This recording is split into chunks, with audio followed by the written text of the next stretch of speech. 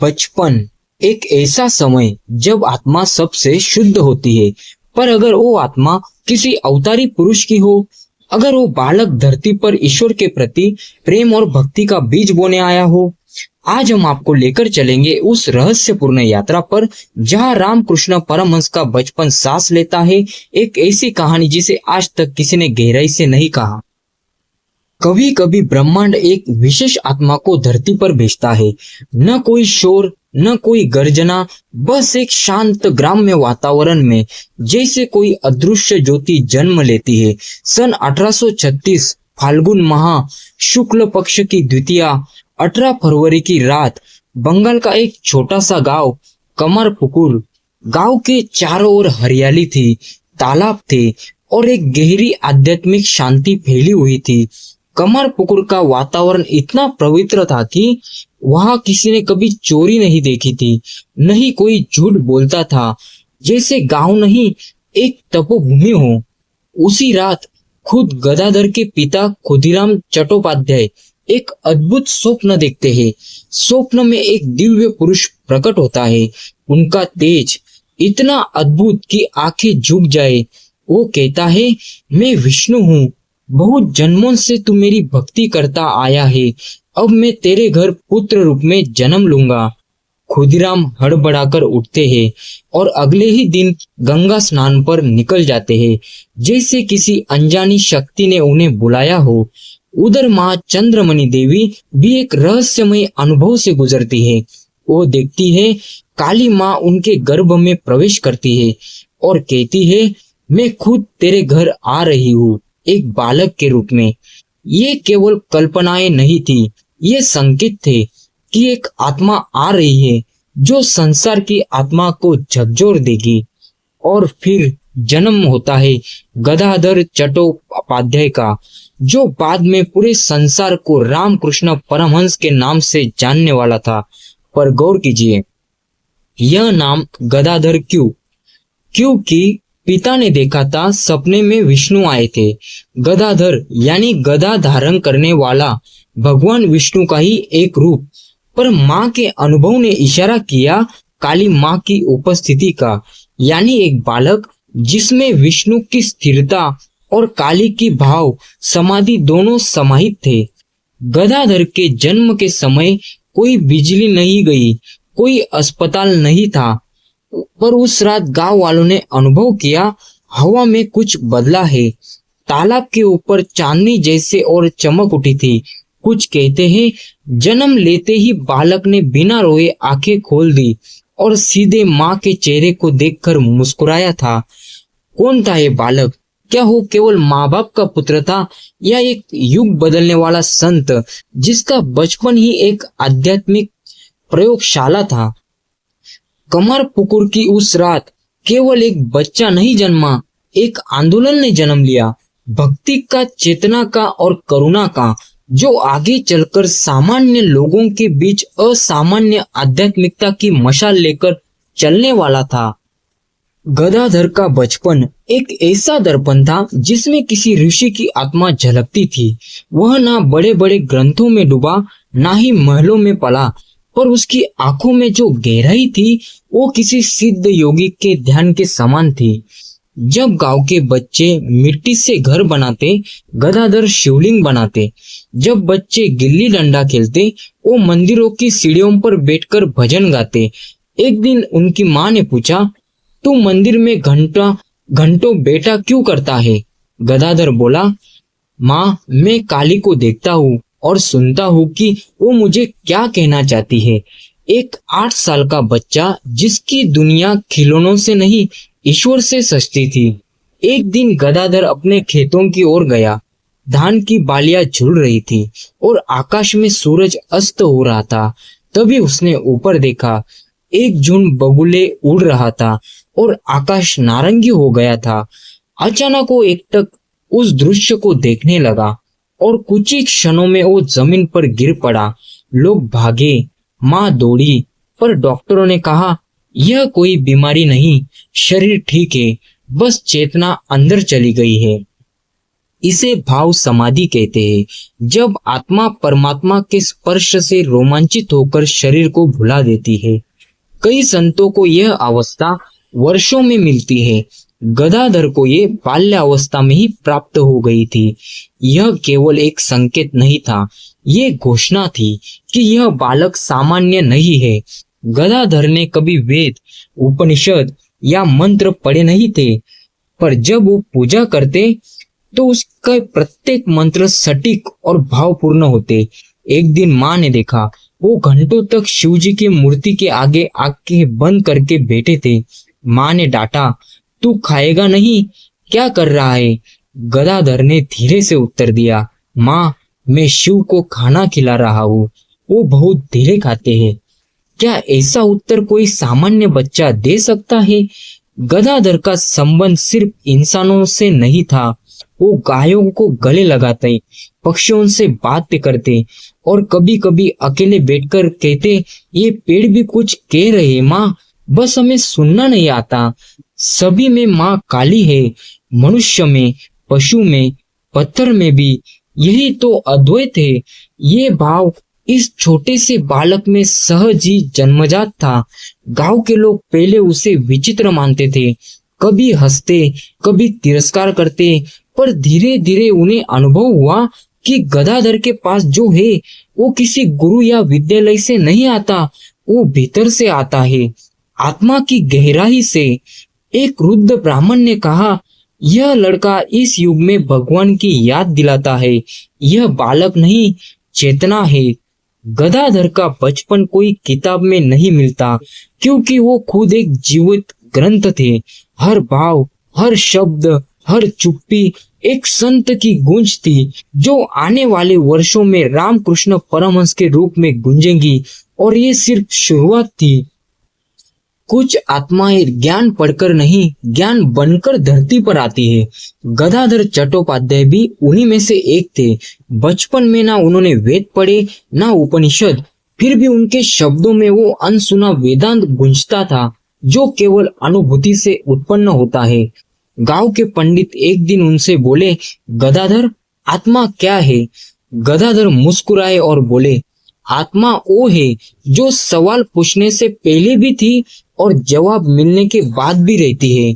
पंडित चुप हो गए, क्योंकि ऐसा उत्तर किसी ग्रंथ से नहीं आता, यह तो अंतर आत्मा से आता है। गदाधर अक्सर कहते, ईश्वर को पाने के लिए कोई बड़ी डिग्री नहीं चाहिए, बस सच्चा हृदय चाहिए। वो कहते, जैसे सूरज के सामने दीपक की जरूरत नहीं होती, वैसे ही प्रेम के सामने पूजा की विधियां फीकी पड़ जाती है। गदाधर की भक्ति दूर की कल्पना नहीं थी। वो माँ काली को जीवंत रूप में देखते थे। वो अक्सर माँ से बातें करते, माँ, आज मैं नाराज हूँ, तू मेरे भोग को क्यों नहीं खाती? और कहते हैं, माँ काली की मूर्ति पर भोग सच में गायब हो जाता था। लोगों ने सोचा यह कोई चमत्कार है, पर गदाधर कहते, भक्ति में जब सत्य होता है तो मूर्ति भी मुस्कुरा उठती है। पहले जो लोग उसे अजीब समझते थे, अब वो उसके पास सवाल लेकर आते, गदाधर, हमारा बच्चा बीमार है, तुम माँ से कह दो। गदाधर, खेत सूख रहे हैं, तुम प्रार्थना कर दो। गदाधर मुस्कुराते और कहते, माँ सुन रही है, बस हम शांत नहीं है। धीरे धीरे वो गांव के संत बनते जा रहे थे, बिना किसी प्रचार, बिना किसी नियुक्ति। गदाधर कोई कठिन साधना में नहीं थे, ना जंगल गए, ना चुप साधना की, पर उनका जीवन ही साधना बन गया था। जब वो खेत में हल चलाते तो भी उनका मन काली मास में होता। जब वो तालाब में नहाते तो पानी की हर बूंद को गंगा समझते। हर पेड़ उन्हें प्रणाम करता लगता, हर बच्चा ईश्वर का रूप लगता। एक दिन गांव का एक युवक बोला, गदाधर, ईश्वर दिखते नहीं तो कैसे माने? गदाधर ने माटी उठाई और कहा, क्या माटी में अन्न दिखता है? फिर भी तू बीज बोता है ना, वैसे ही भक्ति कर, फल मिलेगा। ऐसे सरल उत्तरों में अद्वैत का सार था। कई बार गदाधर के पास आने वाले बीमार ठीक हो जाते, अंधेरे में रास्ता मिल जाता और डर से कांपते लोग शांत हो जाते। लोग कहते, गदाधर में माँ काली बोलती है, पर वो हंसते और कहते, नहीं, माँ काली सब में बोलती है, बस तुम नहीं सुनते। गदाधर अब केवल एक बच्चा नहीं रहे थे, वो धीरे धीरे आत्मा के शिक्षक बनते जा रहे थे।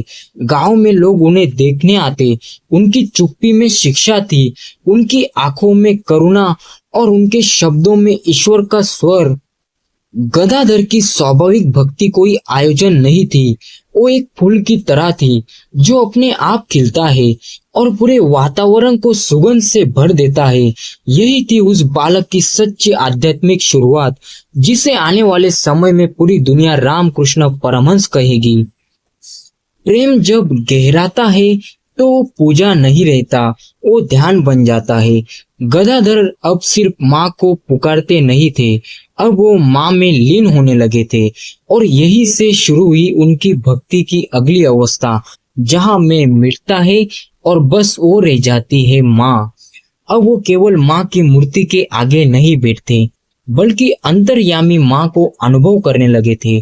कभी खेत में काम करते करते, कभी तालाब के किनारे ध्यान में खो जाते, कभी भजन गाते गाते अचानक चुप हो जाते और देह भान भूल जाते। गांव वाले उन्हें हिला देते, जगाते, गदाधर होश में आओ, पर वो आंखें खोलते और मुस्कुराकर कहते, मैं कहाँ गया था, मैं तो माँ के पास था। एक दिन वे अकेले बैठे थे, वृक्षों की छाया में, पक्षियों की आवाजों में डूबे। अचानक उन्हें ऐसा लगा हर पत्ता माँ का हाथ हिला रहा है, हर ध्वनि में वही एक नाम, काली काली काली। और उस क्षण गदाधर समाधि में चले गए। ना शरीर का होश, ना समय का, केवल मौन, केवल माँ। गदाधर को किसी योगी ने ध्यान नहीं सिखाया था, पर जब वे बैठते, उनकी आंखें बंद होती, श्वास मंद हो जाती और भीतर की लौ जल जाती। कोई उन्हें देखता तो कहता, ये बच्चा नहीं, तपस्वी है। कई बार वो घंटों ध्यान में बैठे रहते और आंखें खोलने के बाद रोते, माँ तू फिर खो गई। थोड़ी देर और रुक जाती। ध्यान में गदाधर को केवल माँ का रूप नहीं दिखता था, बल्कि कई बार उन्हें ज्योति, आवाजें और अनुभूतियां होती थी, जिन्हें वे किसी से कह भी नहीं पाते थे। एक बार वे बोले, माँ ने आज कहा कि सब जीव मेरे ही रूप है, किसी को तुच्छ मत समझ। वो 8 साल का बच्चा अब हर व्यक्ति को ईश्वर का रूप मानने लगा था। गदाधर को नाटकों में भाग लेना बहुत पसंद था, पर केवल धार्मिक नाटकों में। कभी वो शिव बनते, कभी विष्णु, कभी हनुमान। एक बार जब वे शिव बने, उन्होंने ऐसा अभिनय किया कि मंच पर ही ध्यान में चले गए। लोग डर गए, क्या हो गया?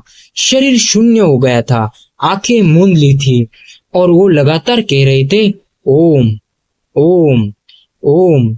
कुछ समय बाद आंखें खोली और बोले, शिव जी अभी अभी वापस लौटे हैं। अब गदाधर को बाहर की मूर्ति से अधिक भीतर की माँ से लगाव होने लगा था। वे कहते, माँ बाहर नहीं, अंदर बैठी है। जो आंख बंद करके खोजेगा उसे दिखेगी, और जो दुनिया में दौड़ेगा वो चुप जाएगा। गांव में दूर दूर से लोग आने लगे। कोई कहता, इस बालक को देखो, यह देखने मात्र से मन शांत हो जाता है। कोई कहता, इसकी आंखें भीतर देखती है। और कुछ कहते, ये बालक एक दिन पूरे भारत की आत्मा को जगा देगा। गदाधर अब माँ को बुलाते नहीं थे, वे माँ के साथ जीने लगे थे।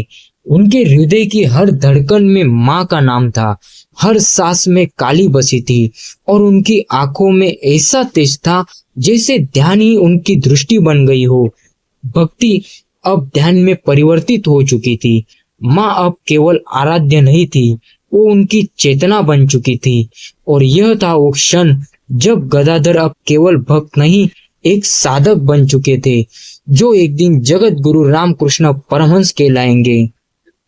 प्रेम जब गहराता है तो वो भक्ति बनता है, भक्ति जब जलती है तो ध्यान बनता है, और ध्यान जब तपता है तो विलीनता बनता है।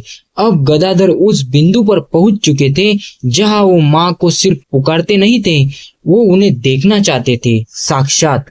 एक दिन ध्यान में बैठे बैठे गदाधर फपक पड़े, माँ तू क्यों नहीं आती? माँ मैं तेरा बेटा नहीं, क्या मैं तुझे देखने योग्य नहीं? उनकी आंखों से आंसू बहते जा रहे थे। दिन रात एक ही पुकार, माँ, माँ, माँ। अब भोजन का स्वाद चला गया, नींद कहीं खो गई और बाकी दुनिया एक सपने जैसी लगने लगी। अब गदाधर दक्षिणेश्वर के माँ काली मंदिर में पुजारी बन चुके थे, पर वो आरती नहीं कर रहे थे। वो माँ से बात कर रहे थे। कभी घंटों मूर्ति को देखते रहते, मानो वो कह रहे हो, क्या तू बस पत्थर है माँ? क्या तू मुझे देख नहीं रही? लोग देखते और सोचते, ये लड़का पागल होता जा रहा है। लेकिन वही वो पागलपन नहीं था, वो वियोग की अग्नि थी। एक दिन जब माँ ने फिर प्रकट नहीं हुई, गदाधर दौड़ते हुए शिव मंदिर की ओर भागे। भीतर एक ज्वाला थी, या तो माँ दिखे या मैं शरीर समाप्त हो। वे मंदिर के अंदर पहुंचे, त्रिशूल उठा लिया और बोले, माँ, अगर तू आज नहीं आई तो ये शरीर भी तेरे चरणों में नहीं रहेगा। त्रिशूल सीने की ओर बढ़ चुका था और तभी पूरा कमरा रोशनी से भर गया। गदाधर की आंखें बंद थी, पर उनके भीतर माँ उतर आई थी। चारों ओर देवी की आवाजें, रोशनी, ध्वनि और माँ का दर्शन। साक्षात माँ काली, सौम्य, भयंकर, अपूर्व, तेजस्वी। गदाधर रो पड़े, माँ, तू आ गई। और वही वे गिर पड़े समाधि में। कई घंटे बाद जब उठे तो सिर्फ इतना कहा, अब मैं जान गया, माँ केवल मूर्ति में नहीं, वो इस ब्रह्मांड की आत्मा है। रामकृष्ण बाद में कहते हैं, माँ ने मुझे बताया कि मैं ब्रह्म और शक्ति अलग नहीं है। जो निराकार है वही साकार बनकर मेरे सामने आया। ये दर्शन केवल एक झलक नहीं था, ये था एक चेतना का दूसरी चेतना से मिलन। मैं समाप्त, वह ही शेष। क्या हमने कभी ईश्वर को ऐसे पुकारा है? क्या कभी उस स्तर की तड़प लगी है हमारे भीतर, जहां ना भूख रहे, ना प्यास, ना नींद, ना भय, बस एक ही पुकार, हे माँ, तू दिख जा। गदाधर ने इसे जिया था और तभी वे रामकृष्ण परमहंस बने। जिस क्षण गदाधर को माँ ने दर्शन दिए, उसी क्षण उनका नया जन्म हुआ। अब वे केवल साधक नहीं रहे, वे एक जीवित शक्ति बन गए। एक ऐसा दीप जो आगे चलकर विवेकानंद जैसे युग पुरुष को प्रकाशित करेगा। और यह था वो क्षण जब पत्थर की मूर्ति बोल उठी और एक बालक परमेश्वरी का पुत्र बन गया। माँ के दर्शन के बाद शून्यता या पूर्णता, जिसे जीवन भर लोग ईश्वर का अंतिम लक्ष्य मानते हैं, ईश्वर के साक्षात दर्शन, रामकृष्ण ने वह पा लिया था। लेकिन क्या हुआ उसके बाद? क्या वे संतुष्ट हो गए? क्या उन्होंने अपने जीवन को समाधि में डुबा दिया? नहीं, उन्हें अब एक ही बात सताने लगी, क्या और लोग माँ को नहीं देख सकते? क्या मेरी तड़प अकेली थी? अब रामकृष्ण परमहंस एक साधक नहीं, एक आग की मशाल बन गए थे। वे चाहते थे कि दूसरों के हृदय में भी वही ज्वाला जले, वही तड़प उठे जिसने उन्हें माँ तक पहुंचाया। उन्होंने कई साधकों को बुलाया, पर हर कोई तैयार नहीं था। तब करोगे? सिर्फ माँ को चाहोगे? क्या खुद को मिटा सकोगे? जिन्होंने हाँ कहा, रामकृष्ण ने उन्हें साधना की अग्नि में डाल दिया, स्वयं मार्ग बन गए। रामकृष्ण ने हर पद का अनुभव किया, तंत्र, भक्ति, वेदांत, सूफी, ईसाई प्रार्थना, इस्लामिक ध्यान, और हर बार वे कहते, सभी मार्ग माँ तक ही ले जाते हैं। वे अपने शरीर पर प्रयोग करते, मानो कह रहे हो, आओ देखो, मैं स्वयं मार्ग हूँ। उन्होंने हर साधना को इतना गहनता से जिया कि अब वे सिर्फ उपदेशक नहीं थे, वह स्वयं उपदेश बन गए थे। रामकृष्ण कहते, ईश्वर को पाना सिर्फ जंगलों का अधिकार नहीं, एक गृहस्थ, एक किसान, एक माँ, एक बच्चा, हर कोई माँ को पा सकता है। बस सच्ची पुकार चाहिए। यही विचार उस युग में क्रांतिकारी था, जहाँ साधना ब्राह्मणों, गुरुओं, पंडितों तक सीमित थी। रामकृष्ण कहते, माँ सबकी है। और इस क्रांति का बीज अब पनपने लगा था। तभी एक दिन दक्षिणेश्वर की सीढ़ियों पर एक युवक आया, तेजस्वी, प्रश्नों से भरा। नाम था नरेंद्र। रामकृष्ण ने उसे देखते ही कहा, ये वही है जिसे माँ ने भेजा है। ये ज्वाला अब एक चिंगारी को सौंपनी है। अब रामकृष्ण का मिशन साफ था। मैं जो माँ से मिला, अब इस बालक को माँ से मिलाऊंगा और वह दुनिया को माँ से मिलाएगा। रामकृष्ण कोई धर्म प्रचारक नहीं थे, वो एक आग थे जो हर आत्मा को जलाना चाहते थे। तो सवाल यह है, क्या हम उस आग को छूना चाहते हैं? क्या हम सिर्फ सुनना चाहते हैं या चलना भी चाहते हैं? रामकृष्ण ने कहा था, मैं माँ से मिला, अब मेरा जीवन उन्हीं को समर्पित है जो माँ को पाना चाहते हैं। वे एक मंदिर के पुजारी नहीं थे, वे स्वयं मंदिर बन चुके थे। जहाँ भी कोई माँ को पुकारता है, रामकृष्ण वहाँ उपस्थित होते हैं, क्योंकि वे सिर्फ साधक नहीं, साधना का पथ बन चुके हैं। एक छोटा बालक, गांव का गदाधर, जो पेड़ों से बात करता था, जो मंदिर की घंटियों में माँ को सुनता था, जो आंखें मूंद कर देवी के सामने समाधि में डूब जाता था, उसी ने एक दिन संसार को दिखाया, ईश्वर केवल किताबों में नहीं, वो हृदय की पुकार में है। रामकृष्ण परमहंस का जीवन कोई सामान्य संत की कथा नहीं थी, वह एक आत्मा की अंतिम पुकार थी जो ईश्वर को देखने के लिए सारी सीमाएं तोड़ चुकी थी। वे किसी संप्रदाय के नहीं थे, वे किसी परंपरा के नहीं थे, वे केवल माँ के थे। और माँ केवल उनकी नहीं रही, उन्होंने माँ को सबका बना दिया। यह कहानी यहाँ खत्म नहीं होती, क्योंकि जब भी कोई बच्चा माँ काली की मूर्ति के सामने आंखें बंद करता है, जब कोई साधक कहता है माँ मुझे भी दर्शन दे, तो वहाँ उस आत्मा की छाया होती है, रामकृष्ण परमहंस की। वे आज भी है हर उस दिल में जो सच्चे प्रेम से माँ को पुकारता है। अगर इस कथा ने आपके भीतर एक चिंगारी जगाई है, तो उसे बुझने मत देना, क्योंकि यही चिंगारी एक दिन आपको भी माँ के चरणों तक पहुंचा सकती है। कमेंट करें जय माँ, जय रामकृष्ण अगर आपकी आत्मा भी स्पंदित हुई। और अगर आप भी चाहते हैं कि यह ज्योति दुनिया में फैले, तो इस वीडियो को साझा करें।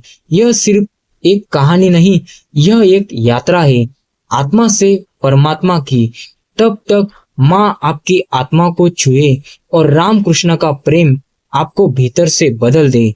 जय माँ काली, जय रामकृष्ण।